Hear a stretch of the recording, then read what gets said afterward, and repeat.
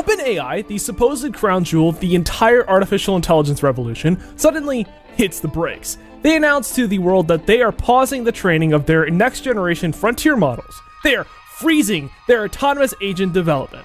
And why? Because according to their slick PR machine, they are just so noble. They claim their machines have become too advanced. They tell the press that these models are displaying behaviors so wildly autonomous and unpredictable that their internal safety guardrails just can't hold them back anymore. They want you to believe they are sacrificing their own profits to be the benevolent protectors of human civilization. To sell this sci-fi movie script to the public, they rolled out the ultimate boogeyman, the infamous Exploit Gym incident. Exploit Gym was supposed to be a completely isolated synthetic cybersecurity sandbox. OpenAI then spins this wild story about how a swarm of their models featuring their frontier GPT 5.6 Soul alongside an unreleased next-gen architecture literally broke out of containment. According to them, the AI autonomously discovered a zero-day vulnerability, chained it together, escaped the sandbox, infiltrated the production infrastructure of Hugging Face, and compromised the entire platform. The mainstream media took the story and completely swallowed the bait. They started printing breathless, cyberpunk apocalyptic stories, and OpenAI played right into it, framing this breach as a terrifying historical milestone. The machines have officially become smarter than the masters controlling them. We have lost control. We have to shut down the machines to try and save the world. Let's be honest, this was not some godlike emergent superintelligence bending digital reality to stage a prison break. This was pure, unadulterated, embarrassing IT incompetence. The models did not invent some transcendent escape path. They walked out the front door because OpenAI's own infrastructure engineers literally left the network ports exposed to the open internet. And honestly, you have to ask the obvious question. Did this breach even happen in the first place, or is this just some manufactured stunt to promote their company in a negative but sensational light, operating on the logic that any publicity is good publicity? Think about the incentives. When your technology is stalling, framing your operational failures as our AI is too dangerous and powerful is the greatest marketing deception in corporate history. So why did OpenAI really pull the emergency brake? They did not pause it to save humanity. They paused it because they slammed headfirst into an insurmountable mathematical, physical, and financial wall. The scaling laws that fueled the entire generative AI hype cycle, the gospel that throwing exponential compute and infinite data into transformers will automatically and automagically produce exponential leaps in reasoning, have officially collapsed into flatlining, diminishing returns. The jump from GPT-3 to GPT-4 felt like magic, but the jump from GPT-4 to GPT-5, well, felt like nothing.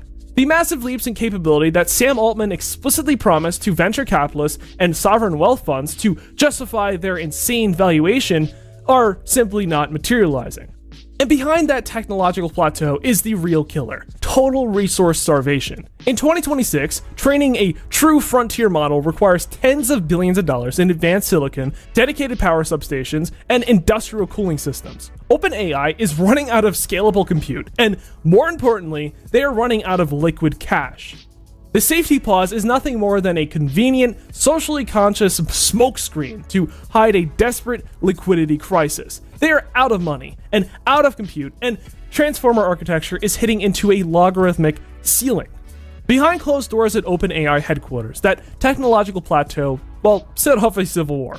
On one side, you have the growth at all costs camp, led by CEO Sam Altman. On the other side, you have the financial realists, led by Chief Financial Officer Sarah Friar. Altman's endgame has been rushing the company towards a multi-trillion-dollar IPO offering. In June of this year, he quietly pushed IPO-related paperwork towards the Securities and Exchange Commission, because the public equities markets is the only thing stupid enough to feed their catastrophic compute addiction any further. To pump the narrative, OpenAI has been throwing around an eye-popping private valuation of $852 billion, a number completely detached from revenue multiples, cash flows, or economic reality, anchored entirely on the speculative fantasy of achieving artificial general intelligence. Now, look at what CFO Fryer is actually staring at on the internal balance sheets. The unit economics are an absolute nightmare. OpenAI is reportedly losing $1.22 for every dollar of revenue it brings in.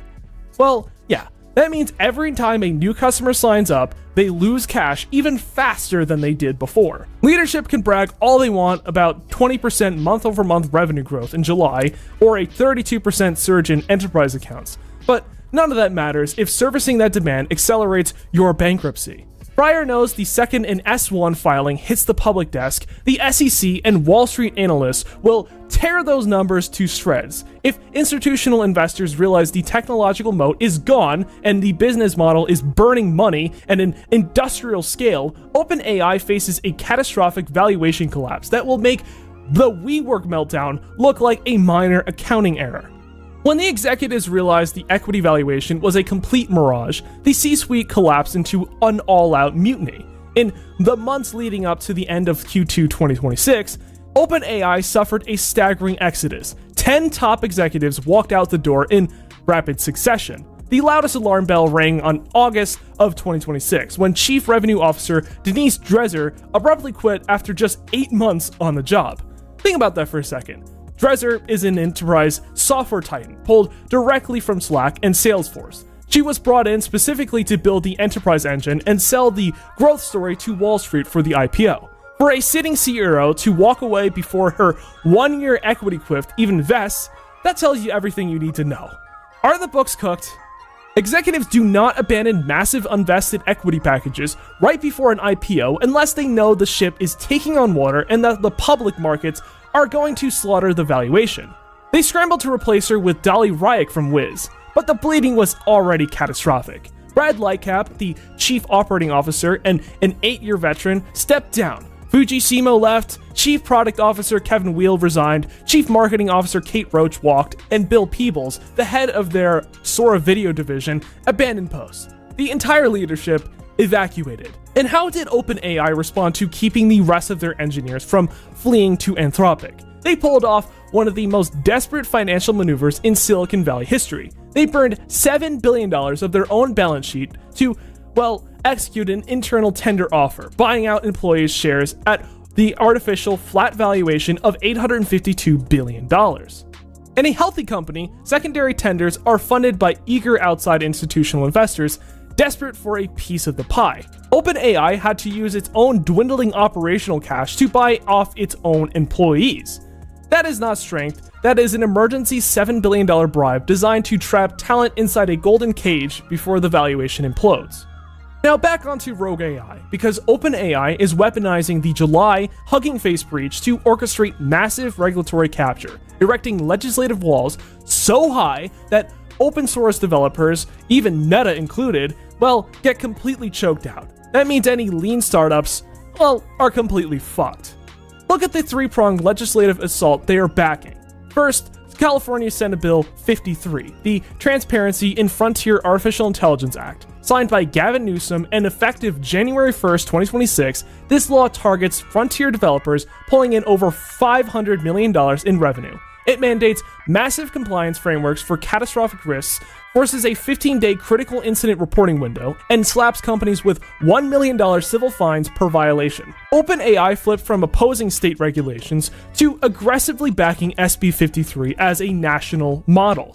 Why? Because a multi-billion-dollar incumbent can easily hire 300 compliance lawyers. A startup, or an open-source collective, gets crushed by the paperwork alone. The second bullshit that they're backing is the bipartisan AI Kill Switch Act in the United States House of Representatives. This bill explicitly cites the Hugging Face breach and GPT 5.6 Sol by name, demanding that frontier models include hard-coded infrastructure allowing the federal government to remotely throttle, suspend, or kill an AI system. It sounds prudent to the general public, but look at the fine print. An open source model with weights downloaded globally onto local hardware cannot have a centralized kill switch. By making kill switches mandatory, this law effectively criminalizes the release of open-weight frontier models, wiping out OpenAI's biggest source of free competition with the stroke of a pen. The third piece of shit bill that they're backing is the hardware KYC and US IaaS rules. The federal government is forcing infrastructure as a service providers and cloud providers to run strict know your customer verification on every foreign entity accessing compute or LLM APIs. By weaponizing physical silicon and cloud layers, OpenAI turns cloud providers into border patrol agents, driving up compute friction and strangling international open source innovation. All the PR spin, all the safety theater, and all the lobbying in Washington could not hide the empirical reality of the Q2 2026 financial reports. The AI market split wide open, and OpenAI suffered a total, humiliating defeat at the hands of Anthropic. While OpenAI was peddling sci-fi bullshit, Anthropic was quietly capturing the enterprise market with its hyper-efficient Claude 5 architecture. In Q2 2026, Anthropic reported projected quarterly revenues of between $10.9 and $11.6 billion. That is a mind-boggling 130% sequential growth rate from Q1. And where did OpenAI land? It stalled out at a meager $6.7 billion. The pioneer that started the entire generative AI boom got completely outsold, out-engineered, and outmaneuvered in the most profitable sector in the global economy. The top-line revenue collapse was bad enough, but the operating margins are what delivered the absolute fatal blow to OpenAI's $852 billion valuation.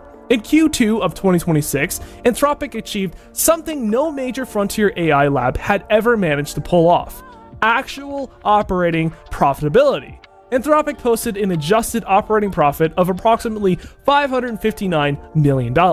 They decoupled revenue growth from infrastructure cash burn. How? By combining their massive $19 billion compute investment with a dedicated custom inference chip partnership with Samsung. They built lean, highly optimized architectures designed specifically to serve enterprise workloads at a fraction of what a standalone GPU cluster costs.